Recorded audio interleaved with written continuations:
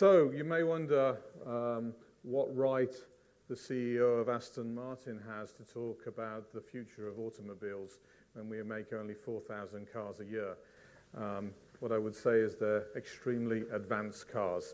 That's the best justification I can give you. But as already been said, for 6 years prior to joining Aston, I was co-chief operating officer, therefore chief planning officer of Nissan, and Nissan was one of the leaders in the development of autonomous cars. So hopefully the two together will make some sense.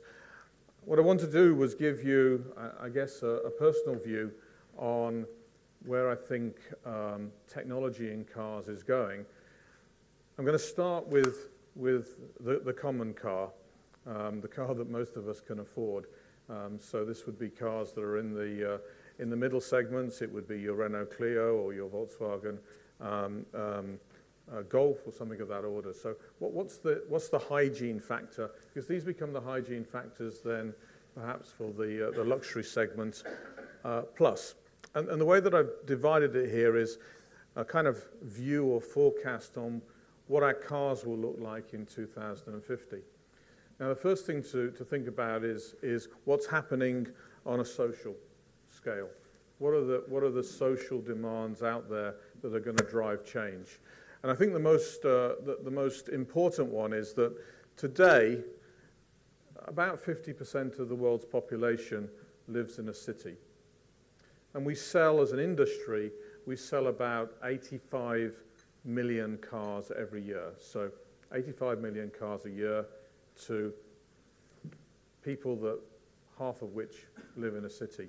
Project forward to 2050, and all of a sudden 70% of the world's population is living in a city, and the car industry is selling 200 million cars. So we've more than doubled the number of cars on the road every year, and we're more of us living in a city. And what does that mean? That means a lot more air pollution and a lot more congestion unless something changes. And naturally, if something doesn't change, you get into all sorts of issues, not least social unrest. Now, on top of that, other big social changes. First thing is that we move into the millennials, as it's called on this side of the world, what the Americans would call Gen Z, whatever Gen Z is. Z, I think it translates as broadly. Gen Y and Gen Z. Those are, if you look at those kids, they're about 18 years old today, and they're just learning to drive. Or, in many cases, particularly those in the city, not learning to drive. Because whereas my baby boomer generation, I really am that old, saw the car as a statement of freedom, a way of escaping one's parents. For the millennials, the car is actually a burden because you've got to insure it, and it's awful to insure. You've got to be able to park it, and by the way, you can't play on your social media while you're driving. So somehow or other, this generation potentially is becoming disenfranchised with the car. And if you look to, for example, Japan, you can see a massive drop-off in the car purchasing among young people. Interestingly, the number of people in the UK taking their test between 17 and 20 is also dropping dramatically, although interestingly, that drop is mainly those children, kids, young adults living in the cities. So we have an issue here of potential disenfranchisation with the car. Secondly, we have the seniors. That's a way of saying older people. Older people are, fortunately, living longer. And it's an interesting statistic that a 70-year-old today is walking at the same speed as a 60-year-old 10 years ago, if that makes sense. We're all, basically, thanks to medical advancements, we're all fitter and we're all living longer. And apparently we can all live to 135 years old, which isn't going to be very much fun, is it? But the point is, as you live older and as you're fitter, You want the autonomy of the car, you want the freedom, you want to keep your dignity longer, and you don't want to lose your license when you're 70 years old, because that would be the same as taking your license off you if you were 60 today. And you know, we'd all say as we approach 60 that we're still pretty good looking and pretty fit. That may not be true, but nevertheless, that's how we feel. The third one is women. This is something that husbands always knew, I guess, but women are becoming more empowered. If I talk about Aston Martin, only about 4% of my customers that drive the car are women. I have to do something about that. Nevertheless, involved in the purchasing decision, women are involved about 70%. So that's persuading the partner to buy the car, or helping in the choice, or buying their own car. And that empowerment of females, what I've called here the power of the purse, is becoming more and more important, particularly as you go east. In the emerging world, women are becoming much more empowered and have their own income in which to buy their own cars. So that's going on in the background. You've then got the technology pushes. And of course, what I'm trying to do here is match up where they match in between. So the first big push, zero emissions. Some of you may have heard about a little company called Volkswagen that has a little bit of a problem with diesel engines right now. What will that do? Well, it certainly won't do the diesel engine any favors, and potentially sees the decline or even elimination of the diesel engine. What you do instead, you move to gasoline engines, hybridization. Hybridization eventually becomes plug-in hybrid. Plug-in hybrid eventually becomes range-extended EVs, and range-extended EVs eventually becomes EVs. Some people will say that maybe there's a play for hydrogen. I wouldn't. Nevertheless, the drive towards zero emissions is absolutely key, given 70% of the population is living in the cities. You can also see zero emissions being very important for the millennials, who have been brought up to believe that the car is the devil and it pollutes the planet and da-da-da-da-da. And of course, the empowered females with much more of a maternal instinct and much more of a thought for future generations. Next is the connected car. Absolutely critical priority for the millennials, because, as I said, we need to make sure that those Gen Zs fall back in love with the car.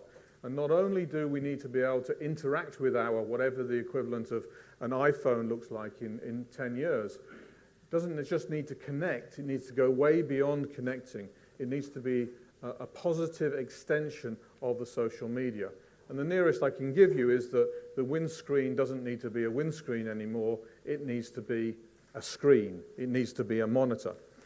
So it becomes an extension of your social media. Now, unfortunately, you can't have your social media and your windscreen without the capability of autonomous technologies. So what drives what? We can debate all day. But fundamentally, these three technologies go hand in hand. Certainly connected.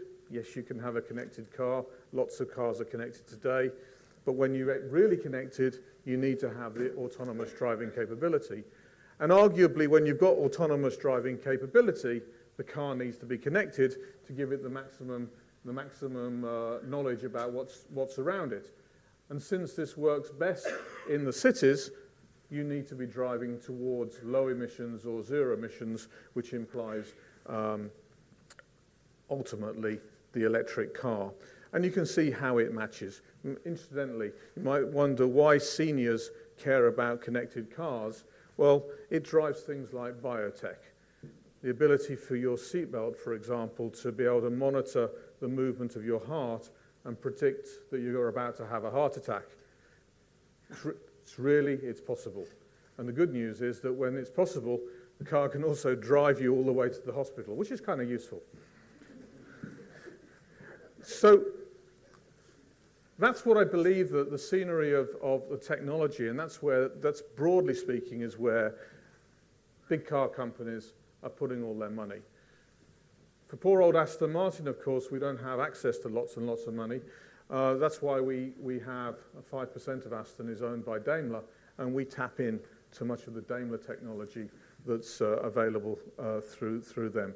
However, let's talk, that's broadly the mass car industry.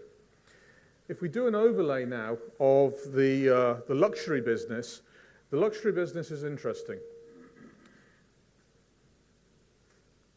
Rationally, why aren't we all wearing an iPhone or an iWatch or a smartwatch? Well, probably we're not rationally doing that because we all kind of like a Swiss watch. We like the craftsmanship associated with it. We like the statement that it makes about ourselves. It for sure doesn't do everything that an iWatch does, but it's kind of cool. And somewhere or other, there is a position within the luxury space, which means you don't necessarily need to be on the cutting edge of all of those technologies.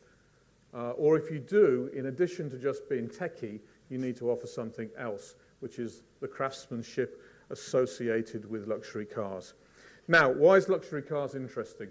The main reason that luxury cars are interesting is because of the growth of high net worth individuals.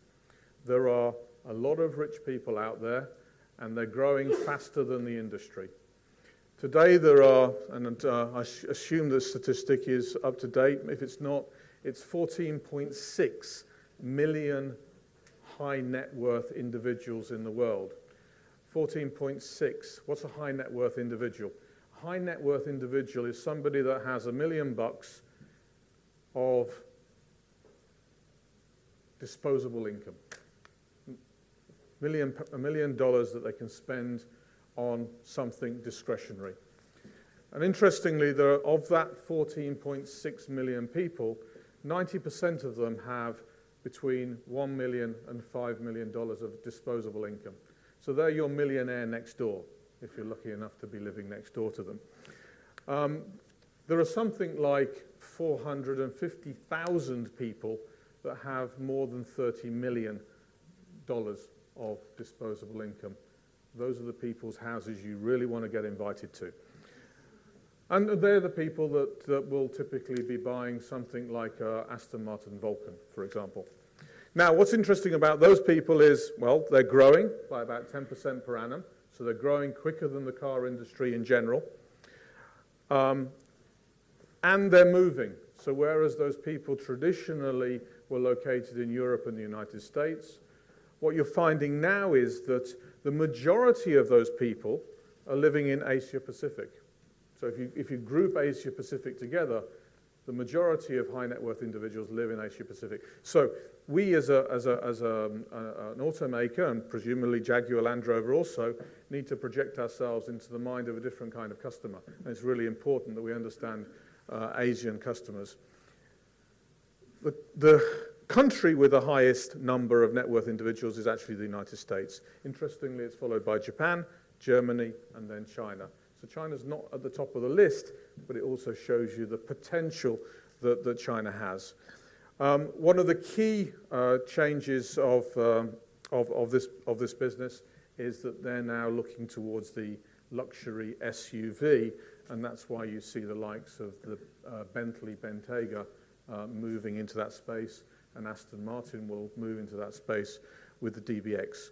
So, over and above those hygiene factors that I talked about as a car in general, you have these very rich people obviously looking for something else or looking for something more. So when we join those two together, what can we say is important for the luxury car of the future? Well, I've already mentioned the demographics. It's skewed towards APAC and the United States. It needs to appeal to the empowered female and the millennials, Gen Y, Gen Z, and they, generally speaking, are living in a megacity. Points of reference, their brand preferences are obviously skewed towards luxury being defined by craftsmanship and being defined by scarcity. So you have to be able to offer both of those points. And the best explanation I can give you as a reference is Hermes. Hermes with the Birkin bag. I'm sure that there are 5 or 6 people in here who know what the Birkin bag is, something that everybody aspires to with its raise in value, including me. Interestingly, these people have strong social justice values. They're social media savvy, so they know how to use Twitter. Be careful. And the high tech that I talked about on the previous page, somewhere is a hygiene factor. Now, when we break that out and talk about what therefore becomes from the previous 2 pages before, hot topics for the luxury market, undoubtedly our cars need to be connected. They need to be connected to the social media savvy. They need to be okay from a lean commuting point of view, meaning, of course, that means low emissions and ease of commuting. And the ergonomics of the car need to be right. In other words, they need to fit women, they need to be able to fit Asian communities. So we need to work a lot on those ergonomics to make sure they're fit for purpose. What's interesting there is how much of the autonomous element fits into the luxury car. And that will depend, I think, where your particular brand is. For Aston Martin, we're a driver's car. Top of my list is an autonomous drift control, but that may not be the top of the list for, let's say, a Rolls-Royce.